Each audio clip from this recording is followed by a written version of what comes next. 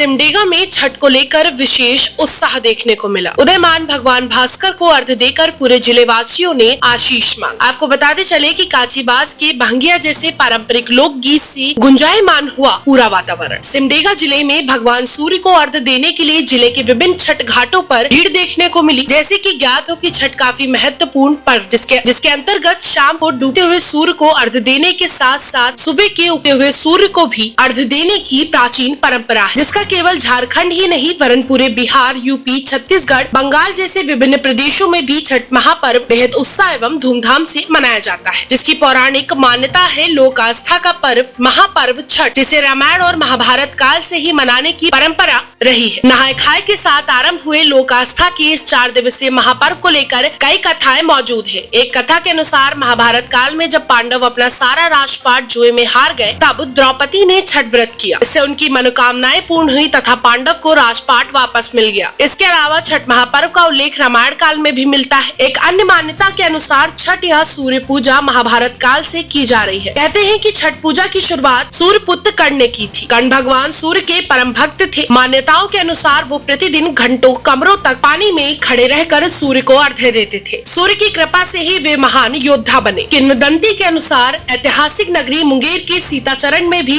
कभी माँ सीता ने 6 दिनों तक रहकर छठ पूजा की थी। पौराणिक कथाओं के अनुसार 14 वर्ष वनवास के बाद जब भगवान राम अयोध्या लौटे थे तो रावण वध के पाप से मुक्त होने के लिए ऋषि मुनियों के आदेश पर राजसूय यज्ञ करने का फैसला किया। कार्तिक मास के शुक्ल पक्ष षष्ठी तिथि को सूर्यदेव की उपासना करने का आदेश दिया। यही रहकर माता सीता ने 6 दिनों तक सूर्यदेव भगवान की पूजा की। यह त्योहार पूरी तरह से श्रद्धा और शुद्धता का पर्व है। इस व्रत को महिलाओं के साथ ही पुरुष भी रखते हैं। 4 दिनों तक चलने वाले लोक आस्था के इस महापर्व में व्रती को लगभग 3 दिन का व्रत रखना होता है, जिसमें से 2 दिन तक तो निर्जला व्रत रखा जाता है। छठ को पहले केवल बिहार, झारखंड और उत्तर भारत में ही मनाया जाता था, लेकिन अब धीरे धीरे पूरे देश में इसका महत्व को स्वीकार किया गया है। छठ पर्व षष्ठी का अपभ्रंश, इस कारण इस व्रत का नामकरण छठ व्रत होता है। छठ वर्ष में 2 बार मनाया जाता है, पहली बार चैत्र में और दूसरी बार कार्तिक। इस पर्व के आयोजन का उल्लेख प्राचीन ग्रंथों में भी पाया गया है। इस दिन पुण्यशलील नदियाँ, तालाब या फिर किसी पोखर के किनारे पर पानी में खड़े होकर सूर्य को अर्घ्य दिया जाता है। अखंड भारत न्यूज के लिए धनुर्जय सिंह की रिपोर्ट, सिमडेगा, झारखंड।